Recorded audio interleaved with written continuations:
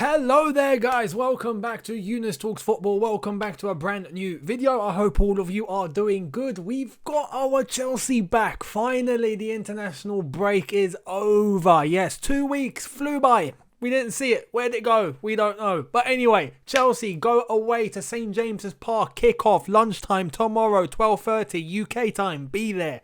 I almost went out of breath for that. But yeah, you get the gist. We get the early kick-off tomorrow. It's going to be an interesting one. St. James's Park, it's a ground that we're normally not good in. You know, we normally drop points there. Yes, we've won there in the past, but it's a ground where a result isn't a certainty, you know. It's not like going to somewhere else where we know we normally win. This is a little bit of a tough fixture. However, as I've clarified before, there are no supporters, so it's going to be an interesting game. It's going to be an interesting one to see how we're going to fare against Newcastle United. Now, before we get into everything, before we get into the nitty-gritty, yeah, hit the subscribe button, hit the notification bell to be notified once I've uploaded, and smash the like button for me. As I said, it does help me out a lot, so thank you all so much for your support. Now, Newcastle are a team where it's all a little bit up and down. I don't really know what to think of Newcastle United. Yes, they have some good players. Yes, they've got someone like Saint-Maximin that you just know is going to, you know, with his pace and what he can bomb forward with and his ability and his dribbling, you know. There are players on that Newcastle team where you have to take notice. You have to take notice. It's not an easy team to play against. But their results have been very up and down. Very, you know, more than Chelsea. Let's be real. At least with Chelsea, we kind of knew where our problem was. We knew that we were attacking well, we couldn't defend. And then we stopped attacking, we fixed our defence, and now we've got balance. And now it looks like we're winning games. But with Newcastle, it's all very up and down. And I don't really know what to think. Their last game, they lost to Southampton 2-0. Now, Southampton are playing very well. That's not to take anything away from Southampton. Southampton are proving me wrong this season so far. But you look at another fixture, Newcastle beat Everton.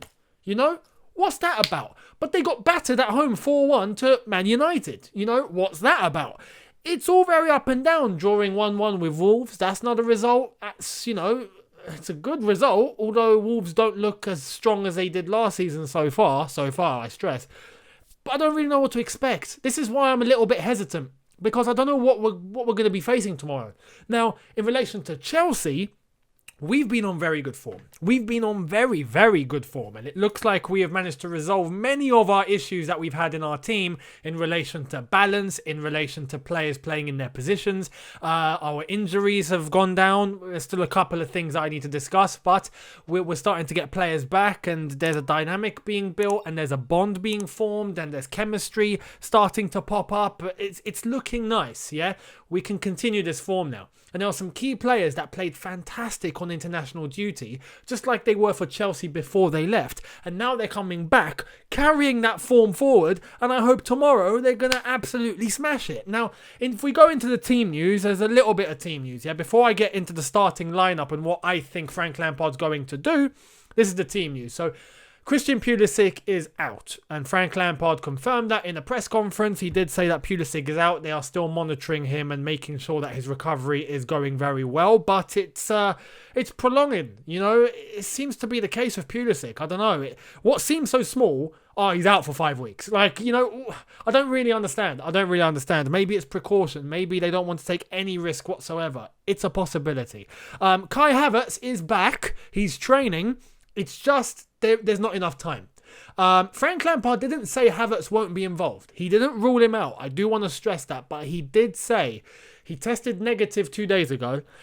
He's only, 3 days ago, because the press conference was yesterday. And he did say that he's training, but he's training alone. He's not training with the group because he has to bring his fitness back up, which is why I don't see him being involved. Maybe, best case scenario, he'll be on the bench. Maybe. But even then, I think they're going to save him. I think they're going to work on his fitness and make him available for Spurs, because our game after Newcastle is Jose Mourinho's Tottenham at the Bridge. Come on, Jose. I'll get into that in the next match preview. It's going to be a very, very interesting one. Thiago Silva is possibly out. Again, Frank Lampard didn't rule him out. He didn't say he's out, but he did say that Silva's only just landed yesterday. He messaged him after he landed saying that he's back. Friday and then kick off early lunchtime on a Saturday, it's just not enough time, and that's why Frank Lampard will not be involving Thiago Silva. And there's been a bit of doubt in relation to Timo Werner. Some of you have been concerned. Some of you have been looking at pictures from training and going, hey, where's Timo? Why is Timo not there? What's going on? Is he out? Has he tested positive? Well, the latest is this.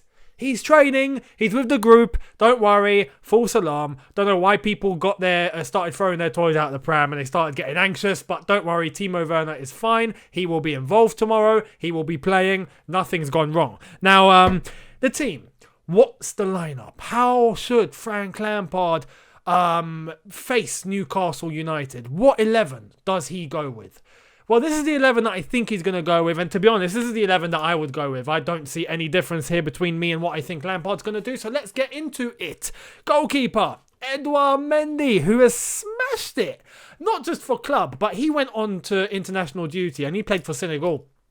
He was pulling out some mad saves. I mean, mad saves. Really mad saves. There was one where a free kick came in. This guy headed it from literally a metre away from Edouard Mendy. And I swear, I don't know how he got this cat reflex, but he just managed to put himself in the way and blocked it. 99 times out of 100, that is going in. That one time he saved it. Edouard Mendy, what a beast. As I've said in the past, his hands the size of my room. We'll stick with a 4-3-3. Right back, Reece James. Reece James has looked very, very good. I'm really happy with the way Reece James is developing. Unlike last season where we saw a few flaws, even at the beginning of this season we saw a couple of flaws, but since we've rejuvenated our back line, it's like he switched on. Defensively, I'm talking, not offensively. He hasn't got a problem offensively. He contributes really, really well. But defensively, he's turned into a different animal, and I love it. And even for England, he looked impressive. So I am looking forward to seeing Reece James play right back tomorrow against Newcastle. Left back, again, no cause for concern. Ben Chilwell is 100% fit. He's available. He's ready to go. We will be playing Ben Chilwell tomorrow, so thank goodness for that one. Now, the centre-backs, Thiago Silva's not there, so we're going to have to accommodate this really carefully. I do think Zuma will be selected, for sure. And he played in midweek for France as well. Zuma, alongside who? Some of you are going to say Rudiger, and some of you are going to say Tomori. I would go with Tomori. I would go with Tomori just for the fact that I think we need to start building that partnership. I do think that's where the future lies. It's not going to lie with Rudiger. I do think the future lies with Tomori and Zuma. And Tomori is a good centre-back. He's a good defender.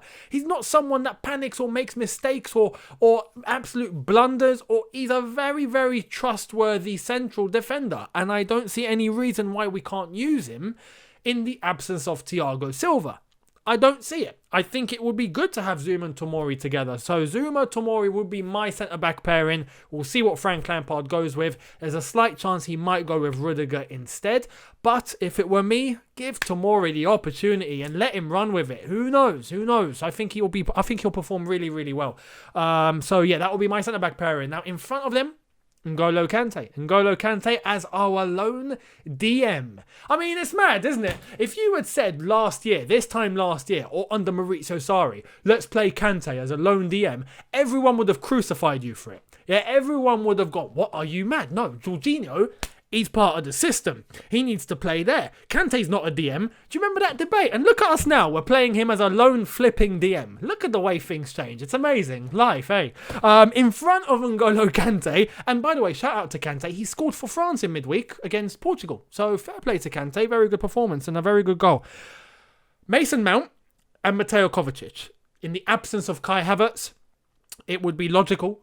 What we normally would have gone with is Havertz and Mount, I do believe, or Havertz and Kovacic. Some of you might prefer that one. But without Havertz, we just got to play both of them as our eights. So Kovacic on the right-hand side of central midfield and Mason Mount on the left-hand side of central midfield. Both of them just in front of N'Golo Kante. Now, with the absence of Christian Pulisic, I think it's safe to say that we should stick with the same team or the same front line that played against Sheffield United and done a fantastic job. Now, we know opposition traits can be different and sometimes the circumstances can change. But we looked so effective and we looked deadly. So I don't see a reason as to why we need to change it. If we have to bring Hudson-Odoi on later on, cool. But for me, Timo Werner on the left-hand side, where he's been playing well, and it's not his position, but he's been scoring goals and he's been getting assists. Can't ask for more. So Timo Werner on the left-hand side. On the right-hand side, our Moroccan star man wizard. Yeah, Hakim Ziyech on the right-hand side, who, again, for Morocco, played absolutely fantastic against Central African Republic. Both games, home and away, he played immense. Immense. Goals, assists. Goals, assists. That's all he was given. So, honestly, Ziyech on the right-hand side, I'm very much looking forward to seeing what he's going to do against Newcastle. I think we're going to see a full-on 120% effective Hakim Ziyech tomorrow for the first time. You know, he played well before international break, but with the confidence from the international break added on, and he's got this flair going on, I think tomorrow he's going to kill it. I can't wait. Anyway, we'll see what happens. I don't want to jinx it. Hakim Ziyech on the right. And up front, Tammy Abraham. He's been effective. He's been coming a lot more deeper. When you look at the games like Sheffield United, Burnley, he's been coming a lot more deeper and contributing more and building up the play with the rest of the team. And not just that, but the last 2 games he's got an assist, you know, for Hakim Ziyech. And he's been combining with Timo Werner very, very well. So I'm looking forward to seeing how Tammy Abraham's going to do there once again. I think he'll do a good job, and hopefully he can get himself on the score sheet as well. So that would be my 11. That would be the way that I would start it, and that's where I think Frank Lampard will go to. I don't see any differences here between me and Lamps, so we'll see what Frank Lampard deploys. But anyway, that's my 11. What did you guys think in the comment section below? Do let me know. I very much appreciate it. Now, if I have to add a score prediction, I am going to go with Newcastle 1. And you get me. If you've been watching my previews before the international break, you will know why I'm saying Newcastle 1. I will not comment any further. I prefer not to speak, okay? If I speak, I'm in big trouble. And Chelsea 2. We'll go over 2-1 win. 2-1 win to the Blues. We take 3 points and we leave Newcastle happy. If you are new, hit that subscribe button, hit that notification bell to be notified once I've uploaded, and smash the like button for me, as it does help me out a lot. I've said this before, so thank you all so much. Tomorrow, straight after the game, you will get your match review, and I've got a little, well, not a surprise, it's a bit of a surprise, but I've got a little thing that I want to show you tomorrow, and I'll let you know in the review when we do it. You will see it for yourselves the moment that you switch the video on. You can't miss it. Anyway, I'll see you tomorrow after the game. Come on, you Blues. Let's get another 3 points and then let's march on to Tottenham. I'll see you tomorrow and enjoy the game. Look after yourselves. Have a good one. Take care and peace.